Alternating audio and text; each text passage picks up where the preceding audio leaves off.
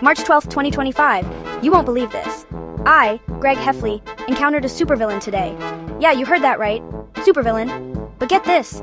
His evil plan was so dumb it was practically comical. I'm talking laugh out loud, milk out your nose kind of funny. So this guy, who called himself Dr. Doom, not very original, right? Decided to announce his evil plan to the world. On live TV. I mean, come on, who does that? Okay, are you ready for this? This is going to be wild. Dr. Doom's big plan to take over the world involved, wait for it, garden gnomes. Yes, you heard that right, garden gnomes. Yep, garden gnomes. Apparently, he invented these special gnomes that could control people's minds. They had this magical aura that made them irresistible. His plan was to distribute millions of them worldwide and turn everyone into his mindless minions. Imagine walking down the street and seeing everyone under the spell of garden gnomes. He even showed us a demonstration on TV.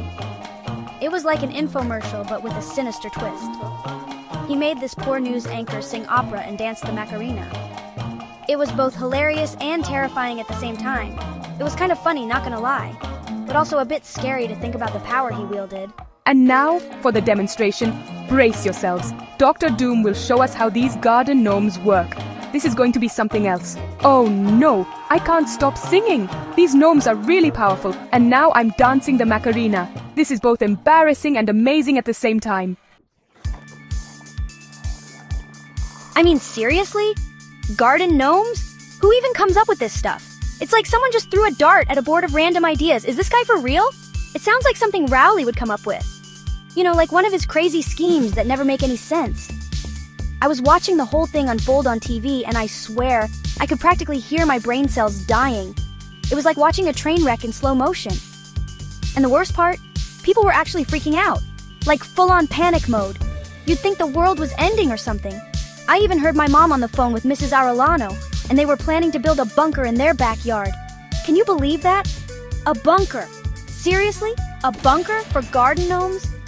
It's like we're living in some kind of bizarre alternate reality. Oh my gosh, did you hear about Dr. Doom's plan? It's all over the news and people are losing their minds. We need to build a bunker, like right now. This is getting out of hand. What's next, a zombie apocalypse? Section 4, Epic Fails and Facepalms. This is getting ridiculous. And if his plan wasn't ridiculous enough, everything started going wrong during his big presentation. First, his laser gun malfunctioned, and he accidentally dyed his hair bright pink. Then one of the gnomes went rogue and started attacking people with a tiny rake. But the best part? His escape vehicle was a hot air balloon shaped like a rubber ducky. I mean, come on, you can't make this stuff up. Section 5, World Domination? More like world's lamest villain. In the end, Dr. Doom's reign of terror lasted about as long as a cheese puff in my brother Manny's hands.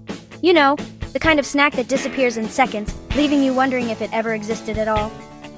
Manny has this uncanny ability to make snacks vanish, and apparently, Dr. Doom's evil plans were no match for his appetite. The cops caught him trying to escape in his ridiculous ducky balloon. I mean, who even thinks of using a ducky balloon for a getaway? It's like he was asking to be caught. The whole scene was so absurd it felt like something out of a comedy sketch rather than a serious villain's escape plan. I guess the moral of the story is, even supervillains can have really dumb ideas. Sometimes, the grandiose plans they concoct in their evil lairs turn out to be nothing more than laughable schemes.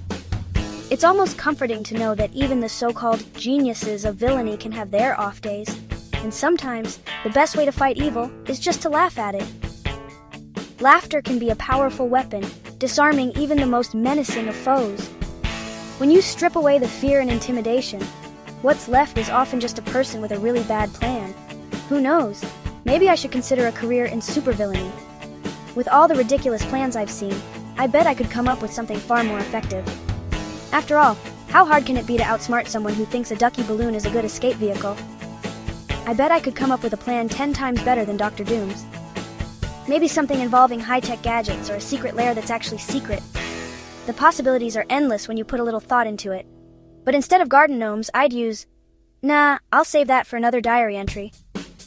Some ideas are just too good to share all at once. Who knows? Maybe one day I'll write a book on how to be a better villain.